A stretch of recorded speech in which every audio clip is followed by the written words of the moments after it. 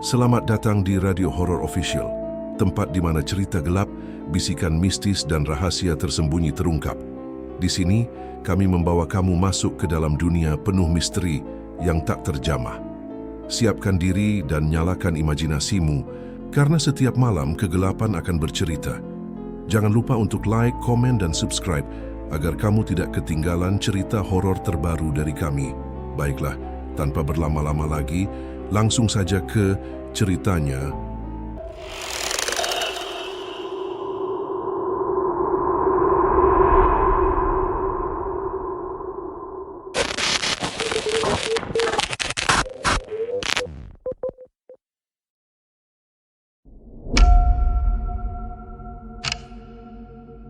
Desa Karangjati adalah tempat yang tenang, jauh dari kota dengan sawah hijau membentang, dan suara jangkrik menjadi lagu malam. Di antara penduduk desa yang hidup sederhana, ada seorang gadis muda bernama Nadine. Ia baru berumur 17 tahun, cantik, alami dengan kulit sawo matang, rambut panjang yang sering dikuncir dua, dan senyum yang mudah membuat siapapun nyaman. Nadine tinggal bersama ibunya, Bu Sari, seorang janda penjual jamu keliling. Ayahnya meninggal saat Nadine masih kecil, digigit ular saat berburu di hutan. Sejak itu, Nadine menjadi satu-satunya harapan sang ibu. Tumbuh menjadi anak yang rajin, sopan, dan disukai hampir semua orang di desa. Namun, tidak semua mata yang memandang Nadine bersih dari niat jahat. Di sudut lain desa, ada sekelompok pemuda yang dikenal sebagai pembuat onar. Rangga, Bowo, Gilbran, dan Tegar. Mereka sering nongkrong di balai bambu, minum arak oplosan, dan berjudi. Nadine selalu menghindari mereka, apalagi saat Rangga mulai sering memperhatikannya dengan tatapan licik. Si Nadine makin cantik aja ya sekarang. Makin ranum, kata Rangga sambil tertawa kecil. Anak jamu itu, hati-hati, dia anak manja ibunya. Tapi kalau kita kompak, bisalah main sebentar, ujar Bowo. Disambut tawa kotor yang menyayat telinga malam. Desa tak menyadari percakapan gelap yang tengah tumbuh dalam benak para pemuda itu. Suatu pagi, Nadine membantu ibunya meracik jamu. Setelah itu, ia berangkat ke ladang kecil di pinggir hutan untuk menanam sayuran. Ia menyenandungkan lagu rakyat sambil memetik daun kemangi, tak sadar bahwa di balik pepohonan ada mata yang memperhatikan. Sore harinya, saat ia pulang dengan keranjang di punggung, seekor burung gagak hitam terbang rendah dan memekik di atas kepalanya. Nadine berhenti. Ibu pernah bilang kalau burung gagak muncul tanpa sebab, itu pertanda buruk. Gumamnya pelan, wajahnya menegang sesaat. Malam itu Nadine tidur lebih cepat dari biasanya. Namun ia terbangun mendadak. Keringat membasahi pelipisnya. Ia baru saja bermimpi. Dirinya berjalan sendirian di hutan, lalu jatuh di sebuah lubang dalam. Di bawah sana, tubuhnya berlumuran darah, dan di sekelilingnya terdengar bisikan lirih, "Nadine, Nadine." Ia bangun dan memeluk ibunya, tubuhnya menggigil. "Kenapa, nak?" tanya Bu Sari lembut. Aku mimpi buruk, Bu. Rasanya seperti ada yang ingin menyakitiku." Bu Sari mengelus kepala Nadine, tak tahu bahwa mimpi itu bukan sekadar bunga tidur, melainkan pertanda awal dari malam-malam kelam yang akan datang. Hari itu langit mendung. Awan abu-abu menggantung rendah di atas desa Karangjati. Angin bertiup kencang, membuat dedaunan pohon jati berdesir seperti suara bisikan. Warga desa memilih berdiam di rumah, sementara Nadine tetap pergi ke ladang meski dilarang ibunya. "Ndak, usah pergi dulu, Nad. Anginnya aneh. Ibu punya firasat nggak enak," kata Bu Sari, menatap anak gadisnya dengan cemas. "Sebentar aja, Bu.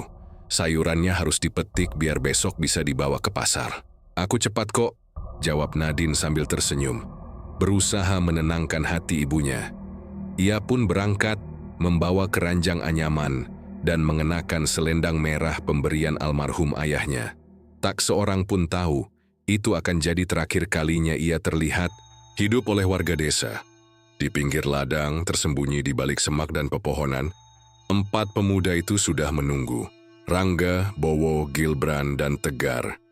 Mereka telah merencanakan semuanya sejak seminggu lalu, waktu Nadine biasa ke ladang, rute yang diambilnya, dan tempat yang paling sunyi.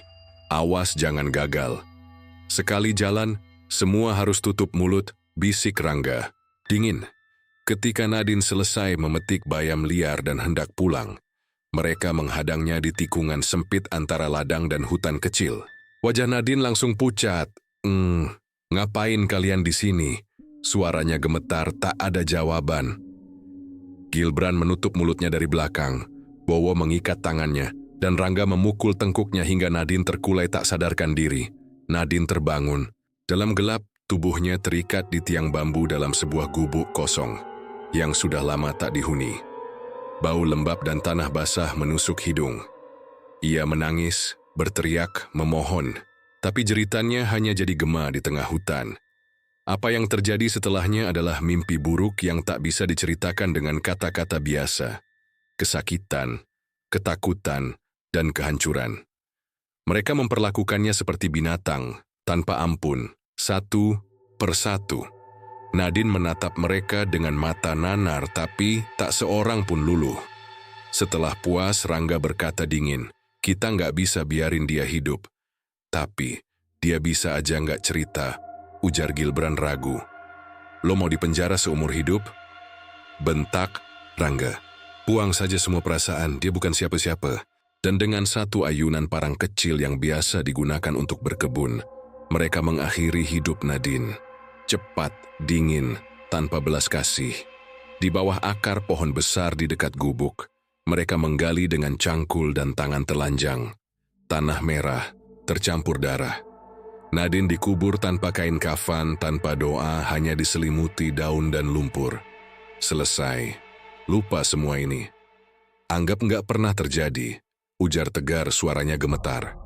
Mereka pulang dalam diam, tak saling bicara. Tapi sejak saat itu, malam-malam mereka tak lagi sama. Tapi sebelum dikubur, tak satu pun dari mereka sadar bahwa mata Nadine sempat terbuka satu detik, menatap ke langit. Ada air mata yang mengalir perlahan dari sudut matanya, dan bibirnya yang berdarah bergetar lirih. "Aku kan kembali." Sudah 7 hari sejak Nadine menghilang. Bu Sari mulai tampak seperti orang gila. Ia menyusuri setiap jalan, memanggil nama anaknya, memeriksa ladang, hutan kecil, bahkan parit-parit. Tak seorang pun menemukan jejak Nadine. "Apa? Dia kabur?" bisik warga mencoba mencari alasan yang masuk akal. Namun Bu Sari tahu, nalurinya sebagai ibu berteriak bahwa anaknya telah mati, tapi tak ada bukti, tak ada tubuh, hanya kesunyian yang makin menusuk. Malam ke-7 setelah hilangnya Nadine, burung gagak beterbangan di langit desa, bersuara parau hingga tengah malam. Petani mendapati ternak mereka mati tanpa luka. Angin berputar hanya di satu titik, pohon besar, di dekat gubuk kosong. Warga mulai merasakan hal-hal ganjil. Ibu hamil bermimpi menangis sambil membawa selendang merah. Air sumur di dekat rumah Bu Sari berubah keruh, berbau amis. Anak kecil menggambar perempuan tanpa wajah, berdiri di ladang dengan darah di tangan. Di ujung desa tinggal seorang wanita tua yang dijauhi warga, Nek Karsih, mantan dukun yang sudah lama berhenti praktik karena dianggap membawa petaka. Tapi saat keanehan mulai menjadi nyata, orang-orang mulai diam-diam mendatanginya. "Ini arwah yang mati tak wajar," kata Nek Karsih dengan suara parau. Ia belum diterima bumi, dan dia marah. Bu Sari datang ke sana dengan air mata dan selendang. Merah Nadine yang ditemukan tergeletak di pinggir hutan. Nek Karsih menggenggamnya, lalu tubuhnya kaku, matanya memutih, nafasnya berat. Dia belum tenang. Dia dipanggil, tapi bukan oleh Tuhan, tapi oleh dendam. Di malam ke-8, Tegar, salah satu pelaku, berteriak dari rumahnya. Ia mengaku melihat Nadine berdiri di pojok kamar mandi rumahnya, basah kuyup, matanya kosong, tubuhnya penuh tanah. Dia ngelihatin gue. Dia bisik aku belum selesai. Gue nggak tahan. Teriaknya sambil menangis, tangannya gemetar hebat. Tak ada yang percaya. Tapi malam berikutnya Bowo melihat wajah Nadine di cermin. Selendangnya berdarah. Ketika ia mencoba menyentuh bayangan itu, cermin retak. Dan dari retakan itu mengalir cairan hitam yang menetes ke lantai. Mereka mencoba mengabaikan. Tapi mimpi buruk makin menjadi-jadi. Tidur mereka dipenuhi suara jeritan dan tanah basah. Rumah, mereka bau bangkai meski tak ada bangkai. Lampu mati sendiri, dan suara tawa kecil perempuan terdengar dari bawah tempat tidur. Malam itu, Busari bermimpi Nadine duduk di pinggir ranjang, membelai rambutnya. "Bu, aku kedinginan." "Anakku, di mana kamu?" "Aku di bawah pohon itu, Bu." Yang ada suara bisikannya, "Tapi aku belum bisa pulang. Masih ada yang harus selesai." Saat Busari bangun, ia menangis sejadi-jadinya. Pohon tempat Nadine dikubur kini menghitam. Daunnya layu mendadak, dan tanah di bawahnya retak seperti dibelah dari dalam.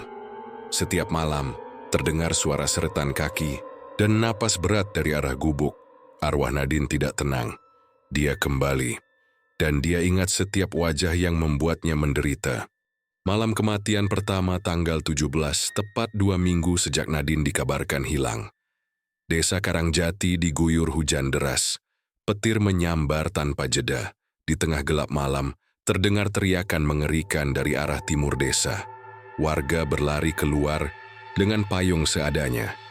Di sana, di bawah pohon besar dekat gubuk kosong, tergantung tubuh tegar, membiru, lidah menjulur, kedua matanya melotot ke atas seolah menatap sesuatu sebelum mati. Di bawah kakinya tergores di tanah lumpur dengan darah. Aku belum selesai. Tak ada jejak kaki. Tak ada tali yang jelas menggantungnya. Tubuh itu tergantung begitu saja di antara 2 cabang pohon, seperti dijemput oleh udara. Rangga, Bowo, dan Gilbran kini tahu, ini bukan kebetulan. Lu lihat sendiri tadi. Di dada Tegar ada goresan. Kayak kuku manusia, bisik Bowo dengan suara bergetar. Gilbran hanya menunduk, wajahnya pucat, matanya cekung karena tak tidur berhari-hari. Apa dia? Beneran balik? "Nadine?" bisik Gilbran. "Gue dengar suara dia tiap malam, bilang namaku, bilang giliranmu." Mereka sepakat untuk tidak mengakui apapun kepada siapapun. Mereka menghindari Busari, Nek Karsih, dan bahkan satu sama lain. Tapi dosa tak bisa ditutupi dari mata yang sudah melihat kematian. 2 malam setelah kematian Tegar, Gilbran memutuskan kabur dari desa. Ia mengendap ke terminal angkutan dan naik truk menuju kota. Namun, hujan turun deras di tengah perjalanan, dan sopir truk menghentikan kendaraan karena jalan longsor. Gilbran turun untuk buang air kecil di semak-semak. Di balik kerimbunan, tercium bau anyir. Ia berbalik. Tak ada siapa-siapa. Tapi dari balik pohon muncul sosok. Perempuan dengan rambut basah menutupi wajah, mengenakan selendang merah berlumur darah. Suara itu serak, lirih, namun menembus sampai ke tulangnya.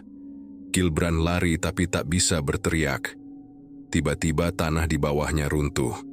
Ia jatuh ke dalam lubang yang dalam, dan disitulah tubuhnya ditemukan keesokan harinya oleh petani yang lewat. Leher patah, tangan seperti mencakar-cakar tanah, dan matanya terbuka menatap langit seperti Nadine. Kini warga mulai percaya sesuatu yang gelap tengah bangkit di Karangjati. Busari datang ke balai desa, memohon agar kuburan putrinya ditemukan dan dibersihkan. Tapi tak ada yang tahu pasti letaknya. Nek Karsih hanya berkata pelan, selama yang membunuh belum mengaku dan mayatnya tak diperlakukan layak, dia akan terus mengambil nyawa. Tinggal Rangga dan Bowo. Rangga kini tidur dengan lampu menyala, memeluk pisau dapur. Tapi Nadine tak muncul di tempat terang. Ia datang lewat cermin, lewat mimpi, lewat bayangan. Rangga memimpikan dirinya berada di ladang. Tubuhnya telanjang, dan dipenuhi lintah. Di depannya Nadine duduk dan tertawa kecil. "Kenapa takut? Bukankah kamu dulu yang bilang aku cantik?" Lalu tubuhnya berubah membusuk di depan matanya. Belatung keluar dari matanya. Tapi suaranya tetap lembut. "Aku masih utuh di bawah sana." Tapi tak lama lagi aku akan lengkap. Setelah kamu menyusul, Rangga bangun dengan teriakan keras. Di lehernya ada bekas jari-jari hitam seperti cekikan. Bowo tak tahan lagi. Ia datang malam-malam ke rumah Busari. Lututnya gemetar, menangis seperti anak kecil. Saya minta maaf, Bu. Nadine, kami. Ia belum sempat selesai bicara. Di belakangnya terdengar bisikan pelan. Terlambat. Lampu rumah padam. Suara kursi jatuh. Pintu terbuka sendiri. Busari hanya bisa memeluk dirinya. Menangis. Ia tahu. Satu lagi akan pergi malam ini. Malammu sudah habis. Bowo malam itu sunyi. Hanya suara angin yang berdesir di antara pepohonan. Bowo duduk di ruang tamu rumah Bu. Seri wajahnya penuh ketakutan dan penyesalan. Tubuhnya gemetar hebat saat ia mulai membuka cerita yang selama ini dipendam. Aku takut, Bu. Aku tak pernah mau seperti ini. Tapi aku ikut mereka. Aku yang pegang tangan Nadine waktu itu. Aku tidak kuat menahan. Suaranya serak. Busari hanya diam, matanya penuh air, tapi hatinya membara. Ini saat yang ditunggunya. Pengakuan kebenaran yang selama ini terkunci.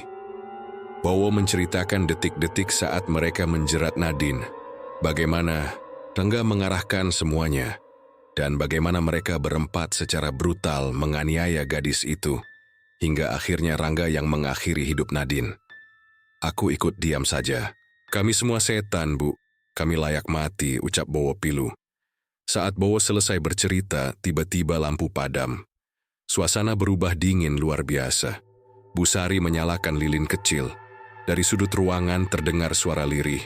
Sudah waktunya. Tiba-tiba, bayangan putih muncul di depan mereka. Wajah Nadine terlihat samar, matanya kosong tapi tajam menusuk. Bowo terpaku, tubuhnya membeku. Lalu tangan Nadine menyentuh dadanya. Bekas luka cekikan muncul seketika, dan darah segar mulai mengalir dari luka itu. Bowo terjatuh ke lantai, tubuhnya menggeliat dalam kesakitan. Ini balasan untuk ketidakadilan. Untuk kematian yang tidak termaafkan, bisik Nadine dengan suara yang kini bukan suara manusia, tapi suara arwah penuh dendam.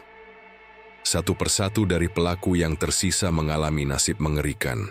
Bowo yang sekarat mulai berbicara dengan suara berganda, memaki dan memohon ampun. Rangga yang mencoba kabur, menemui kematian tragis di hutan. Tubuhnya ditemukan dengan ekspresi ketakutan yang tak tergambarkan. Busari yang melihat semua ini tahu, satu-satunya cara menghentikan kengerian adalah menemukan jasad putrinya dan menguburnya dengan layak. Nek Karsih menawarkan bantuan ritual pemanggilan dan pelepasan arwah. Aku akan membantumu, Bu. Tapi ingat, arwah ini kuat dan tidak mudah ditenangkan. Setelah pengakuan berdarah dari Bowo, Busari bersama Nek, Karsih dan beberapa warga yang mulai percaya menuju ke pohon besar dekat gubuk kosong, tempat yang diyakini sebagai kuburan rahasia Nadine. Dengan sekop dan tangan gemetar, mereka menggali perlahan. Bau amis menusuk, tanah makin lembek dan basah.